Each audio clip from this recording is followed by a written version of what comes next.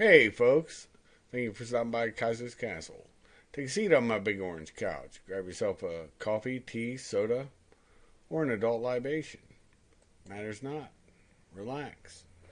And enjoy this show because a couple things happened. Now, everybody on my channel knows I've been pretty open. One about a ghost, quote unquote, I always call it a mist that I saw one time in Okinawa, Japan. There's an unbelievable story that I saw later in life. It's been talked about somewhere else, somewhere. And interesting thing, I had two people ask me questions about certain pictures, and a picture is always a time frame. Okay, it's a spot in time, and this is during the Gulf War. And the picture you see right now, that picture was Steve Martin. He was on a USO tour, and yes, I bodyguarded him along with other people. The only person in that picture that I know of that no longer lives is Clay Camp. So he died after he got out. He died defending a gentleman he was taking care of. He had become a nurse, and they went in to rob the gentleman he was defending. And Clay Camp stood up for him, as he would, as we all would, as military policemen. It's kind of inculcated into us. And for that, I will mention his name only. The other ones, there are two CID guys, an NCO, and the other people know who they are. So they can suss themselves out if they want to. I'm not giving up names, and I never will. So, speaking of that, we had met Steve Martin. Steve Martin was a really good guy. Took pictures with the team before we went out, and he did his meet and greets, and then we even transferred him over to other people within our unit, 1st FSG. We were an outstanding unit, and nobody can ever dissuade me of that fact, because I know the men. The men were awesome and epic, and we did have a couple females, and they were also. It wasn't all about he and she, and that was not really a thing that we had to worry about. What it was about getting the goddamn job done. Now, with that being said, Steve Martin, the night I met him, first night he got into Ras Al Jabal, he was in a little party area with the Navy in the Kingdom of Saudi Arabia. Yes, they had Heineken beer and stuff. Yeah, the regular troops weren't allowed to have it, but the officers and everybody always finds a way. And they had their little party for him. Then him and his wife, it was a blonde-haired woman, I believe she was an actress at that time. I cannot think of her name. They went into their room. I'm walking the silent perimeter around where his room is. And it was funny as hell. There was a pool coming outside of his door, and I told this story on Dennis Miller's show when he had his show out. What's up, Hiroshi? Anyways, Steve was on it, and Steve remembered our unit, by the way, our guys, 1st FSG. And anyway, so he steps out. He's in his underwear. He must have washed his socks in the sink or something in his little barracks area he had. And that picture actually was taken outside his barracks window where we're all staged. You just can't see the sliding door. So, anyways, he comes out. He's got a sock in each hand, looking like normal, like you would think he would look, because he's quote unquote the jerk, right? And he tiptoes, honest to God, around the pool, puts one sock over the over the fence, the other sock over the fence, and during the night while they slept, I watched one sock blow down, The other sock blow down, and I didn't want to go grab his socks and put them back up because they were probably dry at that time. But I didn't want to put them back up just because what if he stopped out the door and saw me grab his socks? You know, what a freak show I would be. So I didn't do that. But the morning was classic. He opens the door, looks at me, same guy he saw before he went to bed, and looks to the left, looks to the right, looks at the fence again, and goes, puts his hands up like he's doing King Tut, and he's like, "Where are my socks?" And I go, trying to keep a straight face, because I did. Professional as always. I'm like, "Mr. Martin, your socks fell down. They're right below where you hung them on the fence. If you go over and get them, you know, that's fine. Not a problem." And he tiptoes over again, grabs them, tiptoes back. It was classic fun. Funny. And then he was like, "Thank you," as he walked in. Shut the door, comes out, we get our pictures. We gave him an armband just to make him look like he was one of us, even though he was wearing a USO hat. So we tried to disguise him a little bit, but whatever. It didn't, you know, he's Steve Martin, whatever. But the interesting thing in the kingdom was he couldn't give a show. So he had these cards he passed out, and it said, I'd go pull it off the wall, but I can remember roughly what it says. "Hello, my name's Steve Martin. You found me funny, interesting, and polite," I think is what it said. And then it had on his card a script, Steve Martin. Well, those of us on the team, all of us have, and I think in one of the pictures you'll see somebody with something holding in their hand. I had him sign it on a Saudi Arabian rial. So all that's matted on a photo. There's other people that came and whatnot, but this comes up because of me talking about Clay Camp. A brother of mine and I talked, and I will not mention this brother's name. He was a good dude. He was working, doing good things. He was doing good things as an MP.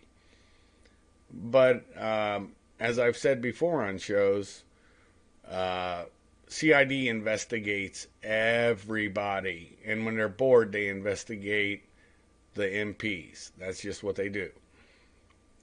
Well, this guy was working for CID, and he's a regular dude. I love this man.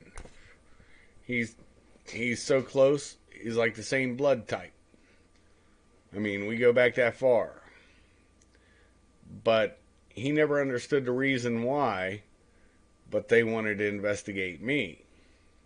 Because, you know, I left the Army and went in the Marine Corps and stuff. And it's a funny story, and a lot of things, you know, whatever, were happening at that time.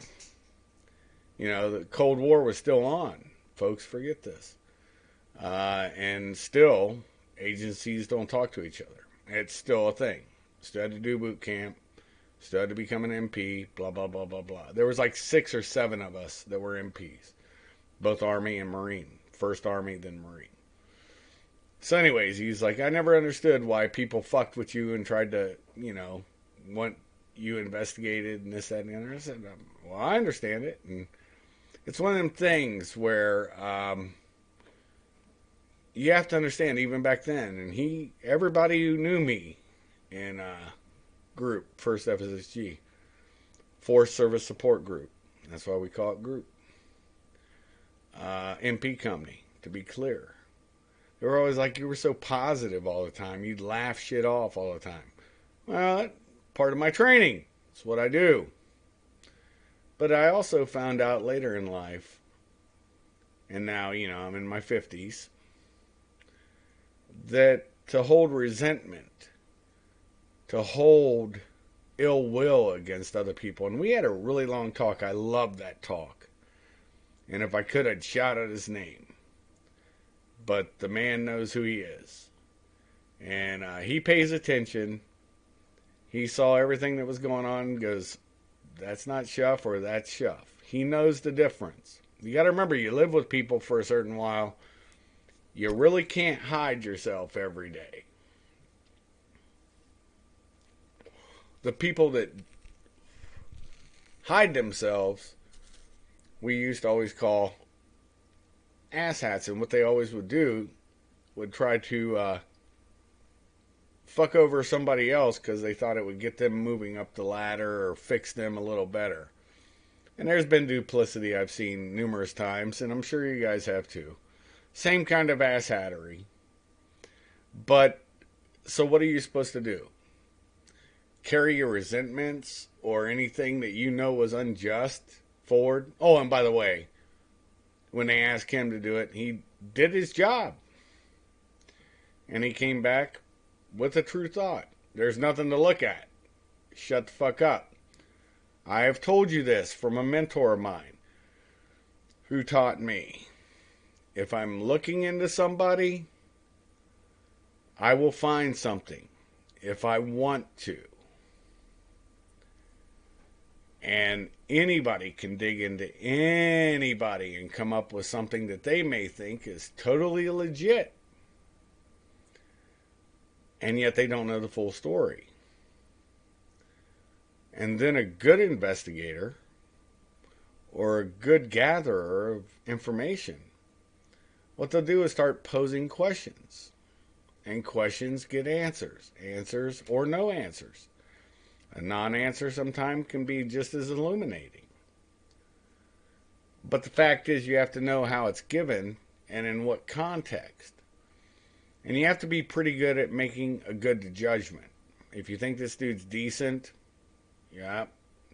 If he's got stability, he does this, he does that, has raised a family, this, that, and the other, then something out of character you may want to look into and actually listen to them. Because usually a leopard doesn't change their spots. And usually there's a reason, and if they can't talk about it, then that should cause them to figure out why. And when they're asked, that person probably will tell you the truth. With that being said, it's a very simple thing. This thing that they call investigations. And yes, don't talk to cops. Don't talk to the police. But I'll guarantee you, you've talked to police if you've done anything in your life more than you know, and you may not have known they were cops. I can guarantee all of you, if you've skated on the edge and you think, oh, well, it's fine, I can do this because this is a perfectly normal group, somebody's investigating every group. Because what are they looking for? The unknown.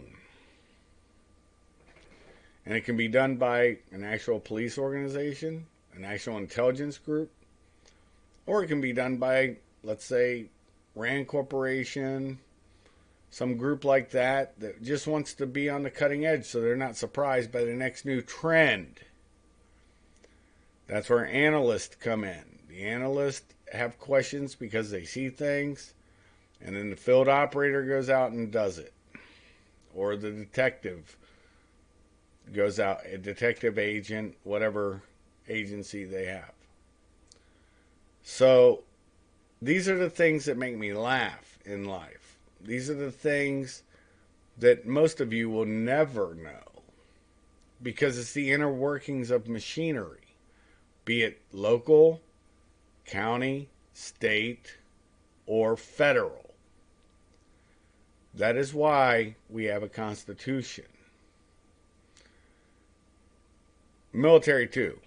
You got to remember, you're governed by the Constitution outside of the military. The military actually give up their constitutional rights, and they get the UCMJ instead. You do have rights, Article 31 rights. They read just like the Miranda warning. You have those same type of rights. But you also have Article 129. You know, that which is not covered can be shoved there. And there's other things, running away from combat. It's like one time, and I would always do this with civilian cops, and they always think the same thing when you ask this question. They say, oh, military police aren't real police. I said, oh, really? You're a real policeman? And this was when I was a civil cop. And I said, can you shoot somebody from running away from a gunfight?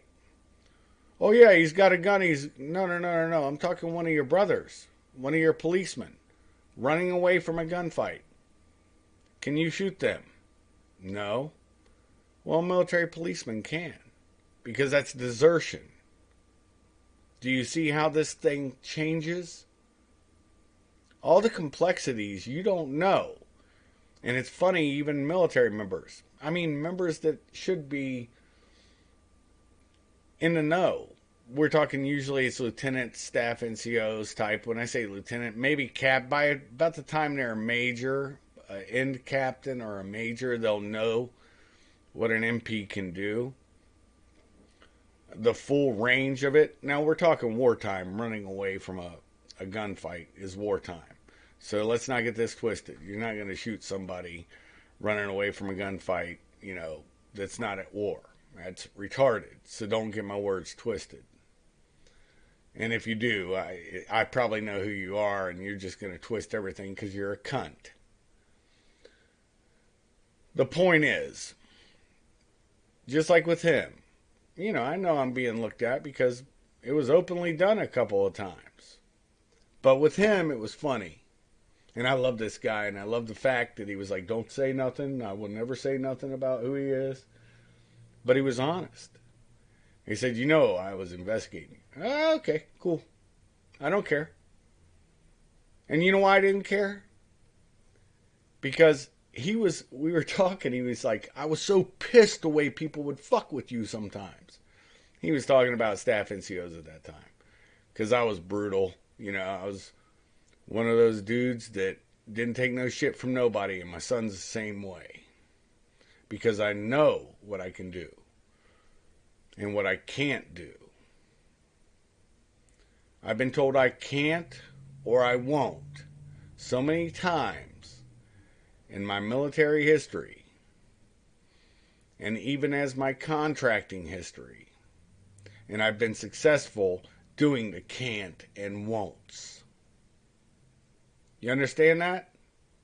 If you don't risk anything, you end up being some asshole who gets out of the military, thinks they're a badass, and gets some nice, soft, cushy federal job and thinks they're important. I left federal service because I knew what I could do. But I will always do everything I will never do anything that's illegal, immoral, and unethical. I will always do everything if it's for the legal, moral, and ethical. And what's the ethical? To find out the truth. Even if you have to do something in an unethical means. But everybody who knows you will know what you're doing. So that's why you don't hold resentment, folks. Because other than that, he was shocked still that I'd laugh and joke about this stuff. And we had a great talk. And he just couldn't get off I was so pissed, man. I couldn't believe the way they... And I'm like, dude, let it go. I did. It's funny how people hold things. And I love this man. This man deserves to let it go. And I can fight my own battles, and I have since I was born. I may be a bastard, but one of the first things my mother taught me, and I know I was like 4 or 5, was this bigger kid smacked me on the nose. Never been hit in the face before. Fuck. I was a little kid. And she locked that screen door and said, go kick his ass. Yeah. Well, I went back there and I fucking swung.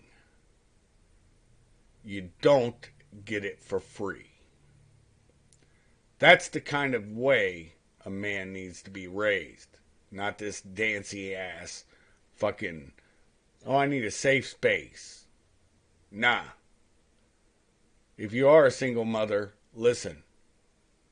You lock that door the first time that kid gets into a fight and you tell him to go back and fight it. That's how you raise a good man if you're a woman. And be tough enough to let them get bloody. With that being said,